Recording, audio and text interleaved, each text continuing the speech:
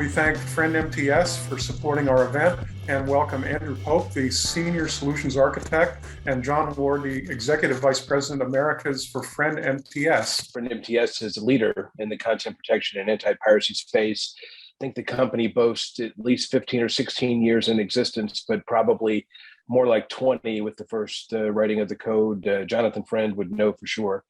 But clearly, we view ourselves as leaders in the detection and disabling of piracy, and certainly helping to identify who the bad actor and actors are through watermarking. And my responsibilities in the Americas are for business and strategy. Andrew, you have an intriguing title. Tell me what an architect does. We are engaged with customers. It's understanding what their requirements are. If there's anything which is a little bit different to what our standard services provide, taking those requirements, translating them, making sure engineering understands them, making sure that they're implemented correctly to what we've discussed with the customer, and then just walking through those implementations with the customers. Okay, good. Thank you. So, John, what kind of problems do you see out there? I mean, we've introduced this session as a discussion of live sports piracy. What has brought this to your attention, and give us some examples? So, piracy in general, right, is, people are pirating content that is exclusive and obviously desirable. And there's probably nothing more desirable than live exclusive sports content. It happens once, you get to watch it once. There's passionate fan bases around all leagues and all sporting events. Look, there's no shortage of piracy in any of these events. But the good news is what we're seeing is leagues in particular really starting to take piracy more seriously, which is a good thing. There are leagues that are starting to make anti-piracy and content protection security exhibits as part of overall contractual deals, which is a very good thing. So clearly it's become a hot source of discussion. And, look, all we're really trying to do is to get the attention put on this because so many times between broadcasters who license the content versus the people who actually own the content, there's a lot of finger pointing about where the responsibility lies. And the truth is the responsibility lies with all groups that are involved. Right. Bottom line is, if they all take it seriously, we have a better chance at diminishing piracy. You won't ever truly defeat it, but we can definitely make it harder for pirates to get this content. So what are some examples of what you've done for a league, for example, or for a distributor to help them detect and put a stop to it? So certainly from, a research standpoint, we're constantly fingerprinting content and going out there and understanding what the pirates are doing, how they're evolving to get the content. We've worked with sports leagues to help identify rogue streams and to help identify and help these leagues actually take legal action against these entities that are doing this stuff. That's from sort of a global monitoring and enforcement standpoint. You really want to get down to it. We watermark content to help identify at a subscriber level, not only at a subscriber level, but also at a distribution partner level, right? Because a lot of this content is licensed and redistributed to other takers and throughout regions all across the world. So to be able to understand, one, that there is a leak, and two, who's actually creating the leak, that's huge, right? Because that's how you kind of get to the root of the problem and better kind of work back and figure out how they're actually taking the content illegally. Mm-hmm. Okay. So, Andrew, maybe you can help us here. Where are the real holes? Are they in the app? Are they in the CDN? Is it screen scraping? Is it, talk about sources and methods a little bit. And I know some of this is sensitive. You don't want to give the pirates any breadcrumbs to follow, but by the same token, maybe some generic help here. Yes, so certainly, where are the holes? There are holes everywhere, unfortunately. I mean, some systems are very well implemented, and there are very few holes, and it's very hard to steal content from those platforms. But we do see vulnerabilities in CDN servers in terms of concurrent usage and things like that. DRM, not necessarily the encryption side of things, that's pretty solid, but actually the license server and issues of licenses to clients, there can be some vulnerabilities there which are exploited by pirates. And then finally, actually apps which are actually receiving that content those are always the key points that pirates would like to exploit, because they can get content for free, basically. Whatever vulnerability they're exploiting, they're not actually paying the streaming costs. It's coming from the operators, the content owners, CDN. So they are making a change, allowing that content to be grabbed for free. Of course, if all of those are bolted down nicely, which is the case in some circumstances, they move down the distribution chain really, and they look at other places they can get it from. And that might be the app itself, or screen scraping it from a web player, or even taking it from HDMI once HTTP has been removed, which is quite trivial to do. And then they have to restream that content themselves, encode it themselves. So there is no one place where it's vulnerable. It's most places, unfortunately. The more you lock down, the more you'll push the content down, where the pirate can actually get the content from further and further down towards the client. But really anywhere that they can get content, they'll get it from. So even though we're talking about, watermarking, which sounds like a very contained thing, almost like it's an ingredient, but in a way it's not an ingredient. I used the term breadcrumbs a minute ago. It's a way to expose vulnerabilities elsewhere that maybe have nothing to do with the content, other than the fact that content's present there. Yeah, absolutely. And as John said, you can put watermarks to identify subscribers who are acting as bad actors and stealing content, but equally you can put it on distribution level to identify which markets are vulnerable to attack, and it allows content owners and platform operators then to identify where they should focus their anti-piracy activities on. So watermarking higher up the stream allows you to identify those points. Even subscriber level watermarking server side is possible as well, to identify subscribers regardless of how it's being distributed and whatever vulnerabilities there might be in the distribution path. But watermark content at source is a possibility as well. There's some trade-offs with that, especially with live sport, because it's not as rapid as being able to identify content if it's been watermarked in a CDN compared to how it's been watermarked a client device. And as you mentioned right at the beginning, boxing as a prime example, it could all be over within 3 minutes. And if you haven't got enough of a watermark at that time, you haven't actually got the actual pirate who's stealing that content. Well, I'm guessing that they're looking at how quickly the watermark can be extracted and how quickly you can say, okay, this is really an instance of piracy. I mean, who takes responsibility for all this, and who does what where? So there's probably two areas of responsibility here. There's the technical responsibility. Obviously, the platform operators have to make sure that their platform is secure. They have to make sure that their CDN is robust, their license server is only giving out licenses to authenticated users. Industry standard DRM is in place protecting the content delivery, and ultimately their app or their client device that's consuming that content is protected as well and cannot allow secrets to be stolen from it, which is all fine from CDN all the way down to the point where it's viewed. You can protect all that.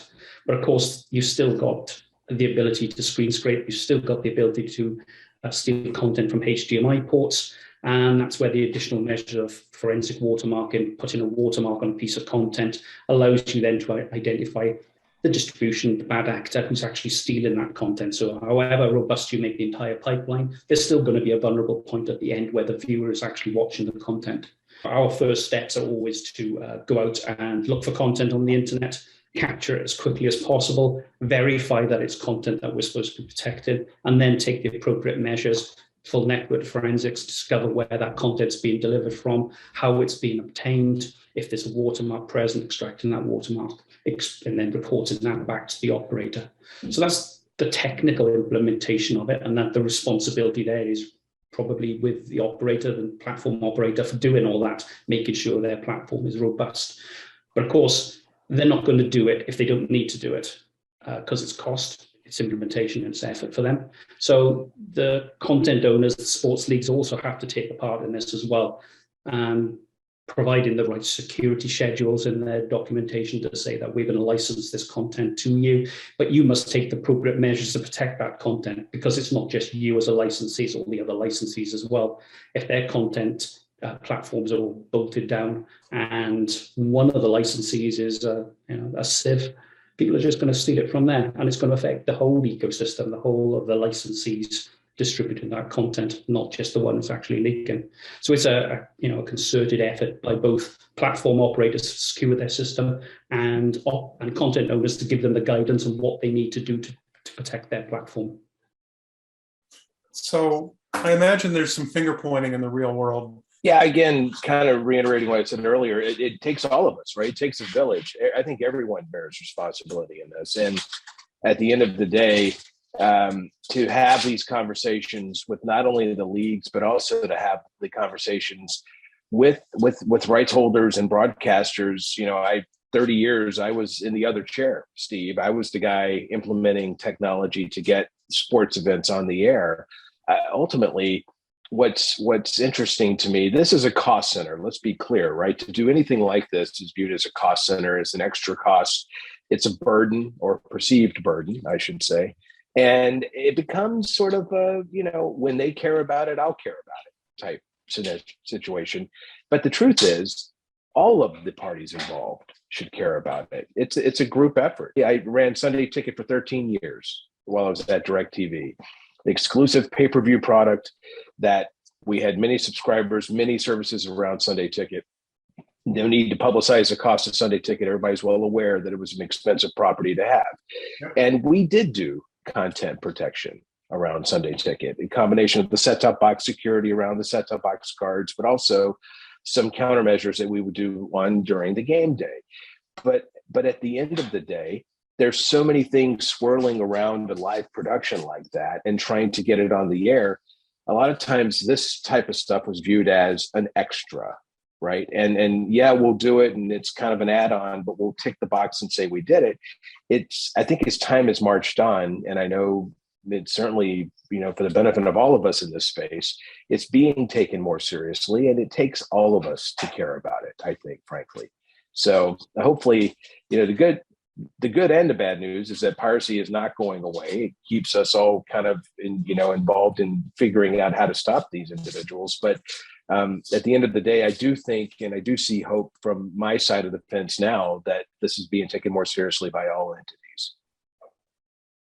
Well, it's kind of the age-old discussion. I mean, I wind the clock back 10, 15 years, and we were having this conversation about putting conditional access and digital rights management in place. How do you justify it? Now along comes anti-piracy, which is a new set of investments to make. I mean, we like to call it investments, but I look at pay TV operators are notoriously conservative, and they're probably the last to put countermeasures like this in place. How do you go and justify that? Is it simply here's what it costs, but here's what you regain by making this cost, or is it? Tell me a little bit about your justification process. See, I think that's the panacea. You just named it, right? I spend this amount of money. What do I get back as a return? As an industry, we got to do a better job of, right? It's almost near impossible for me and our sales group to go out and say to someone, if you spend X, you're going to get back 2X. There's so many factors that go into play with these platforms, new hit shows, all kinds of other exterior factors and headwinds and winds that kind of, make this impossible to tell. But we do need to do a better job of trying to quantify the issue and also explaining that, these are the countermeasures, not only just to feel good about yourself, but there has to be a way to make it, why am I doing this? What does it mean to me? And measurable. How is it, Steve, last year at Security Summit, I gave the weight analogy. You go to the doctor says you got to lose 15 pounds. You go home, you eat differently, you work out, you lose 15 pounds, and the doctor says, fantastic. Now you can take less medication, right? Yeah. But at the end of the day, this is really hard to quantify, right? It's that's really the issue. And we need to figure out the sort of the magic bullet for that. Mm-hmm. Well, there's a question from the audience here. It's actually kind of relevant to our conversation right now. What is the cost of piracy? What is the financial impact if it can be reduced? Yeah, I mean, Andrew, I'll let you chime in here. I know we've probably put together some figures on this. I mean, my former career is operations in tech, and now we're a year into this space. I read these same numbers that you do, Steve. My guess is that any of these numbers that we produce is probably the problem is worse than what we're reporting, is my guess. Andrew, what do you think about this? I mean, it's almost unquantifiable with the technology we've got at the moment. One person could be stealing a stream, and they could be making that available to hundreds of thousands of people.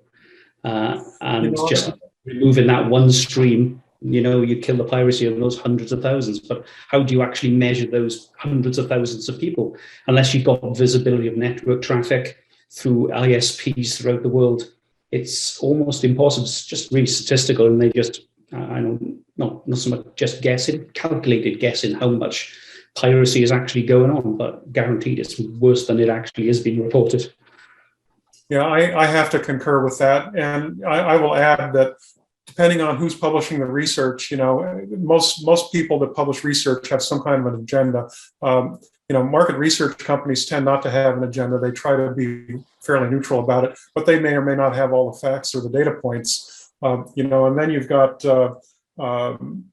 conflicting numbers coming from the same regions in the world. The European Union Intellectual Property Office has published multiple reports saying piracy is on the decline. If you look at the trend from 2007 or something, I think was their first year, into 2019, 2020, piracy's down. But of course, the end point of that research is just before pandemic. And we all know that piracy went way up because streaming use went way up when everybody was on lockdown. We're starting to see now, some people are saying, yeah, it's come back down to roughly pre-pandemic levels. Others are saying it plateaued and it's stayed there.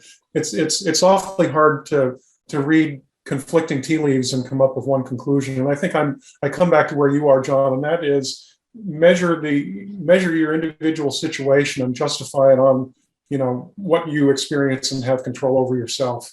I think that's all we can do. I would invite the individuals that think piracy is headed downward to talk to our investigative group out of the UK. I think they would beg to differ. What's your role as a technology supplier and a team player? We have this running thread of it takes collaboration, it takes a village. What do you see your role as a technology supplier? We have to continually evolve our technology. As the pirates evolve, we have to evolve to match it, right? I think, sales in general, by definition, is solving a problem the customer has. And we're fortunate that the more we speak to our customers, they give us unique and different problems to solve. So right there, an inherent nature of solving new problems, clearly we have to continue to evolve what we do. If we don't, we're stagnant. We're not going to do, as good a job as we're currently doing. So that, to me, is what excites me about this space, and more importantly, our company and the way we look at technology and evolve our workflows. This is another one of those things you kind of hear conflicting stories depending on who you talk to. Is it a heavy lift to put this in place? And we're talking about watermarking in a head end or in a CDN or at the client, or and there's techniques that mark multiple streams and then you put random combinations of segments in place so you have a unique stream. When you take 3 steps back and think about, there's many locations, there's multiple techniques. What does it mean? What does it really take to put this in place? Well, it's not as heavy lifting as you might think. Actually, it can be quite straightforward to put in place. I mean, before you start the watermarking, first thing you need is just content, so you can actually find the content out there. But if you're talking about purely watermarking, looking at client-side watermarking, straightforward. We provide services which generate watermarking in a hosted service, so you don't have to do anything there. A simple, slimlined SDK on the device to actually go and request the watermark. Very lightweight, very few APIs to control it. No signaling required. It handles itself. It just goes and asks for a watermark, puts the watermark on top of the video. Server side's slightly different, although not greatly different. You still have the same service providing the watermarks. You still have something which puts watermark on top of a piece of content, but obviously you're putting it on top of two different pieces of content, the A variant and the B variant, to give you those alternating streams to identify it. But it's the same technology, whether it's at the client side or it's at the server side. Quite straightforward to put in. There's obviously effort either at the client device or there's effort at the server side to actually do it. But once again, you need the partnership with encoder vendors at server side to help you do that, and player and providers to do the watermarking at the client side. But certainly not an onerous task to do. It can be implemented within a couple of days with people who know their software stack to get a demo working straight off. So I've got just a couple more questions here. Another question from the audience. How do you see, excuse me, how do you see this technology evolving? I mean, I have to believe this is another one of those things that somebody somewhere along the line is going to be really smart and they'll figure out a way around it, or not. Where do you see this evolving in the future? So, as John mentioned, you know, this is almost like a game of thinking what the pirates will be doing next. Our products themselves are already several steps ahead where we think piracy might go without knowing that they will, and we can turn on these features. So we're always thinking ahead. We always have to think ahead. We're thinking about the ways that pirates might use vulnerabilities to steal content. We provide services where you can constantly security audit platforms to make sure that any implementations of software in the distribution stack haven't resulted in a vulnerability. So it's a constant evolution of our technology and the monitoring of an implementation to make sure that things aren't becoming more vulnerable. I don't think it'll ever stop. Pirates will always think of new ways of doing it. Compute power will always get better, allowing them to attack things quicker. But it's being a step ahead of the game, 2 steps ahead of the game, and constantly evolving to try and make sure that we have all the holes plugged. I like to see us as almost like a jigsaw puzzle, and all we are is multiple pieces of that jigsaw, and we're constantly putting these pieces in to stop the holes appearing. Well, that's the challenge, isn't it, to stay 1 or 2 steps ahead? And there's always going to be a disruption somewhere or another. It's got to be a challenge. Let me ask a kind of a concluding question, see what you each have to say, starting with John. What are some universal best practices from your perspective? So we've got people in the audience that are probably very curious about this. They might want to try it out. They might want to have further conversation. What would you say, you know, with the moments that remain? Give me a couple of takeaways, please. You know, Steve, you got to start, right? You got to take it seriously. I mean, Sebastian made it clear very beginning, strong implementation of DRM is critical from the very beginning. From there, you then start to look at the monitoring of what's happening, the enforcement on bad actors, and then watermarking, take it a step further. And then from the conclusions of all of this, honestly, then it's about enforcing it. Go through the legal proceedings, actually make it have teeth, make an example of the bad actors. That's absolutely needed. If you're going to take these steps, you got to enforce upon it. And who do you team with? I mean, we've talked about service provider, content provider, technology supplier. What about the broader ecosystem, working with, you know, let's say law enforcement or, you know, or the legal sphere? Do you get involved in that as a technology supplier? I imagine building evidence you do. Yeah, Andrew, we have, I believe. I know there's a whole group of cooperative levels we've had with law enforcement. Yeah, we provide services to our customers, provide them with forensic information and network information of where piracy is occurring, and monitor what we consider security personas to identify habits of particular people and how they're using platforms. And we provide that information to get a portrait then of people who are using that platform or misusing that platform.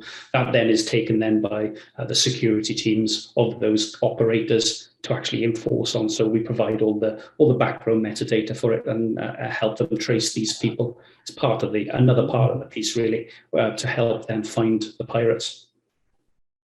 Good. Well, thank you. I'm looking at the clock ticking here. Unfortunately, these are all conversations that can go on for a long time, and it's to me, it's very stimulating stuff. And unfortunately, our time has come to an end. We'll certainly welcome you to another event, and I look forward to talking with you both in the future. Have a great rest of the day and rest of the week, and success in the future. Thanks again. Thank you, Steve, for the opportunity. Appreciate it.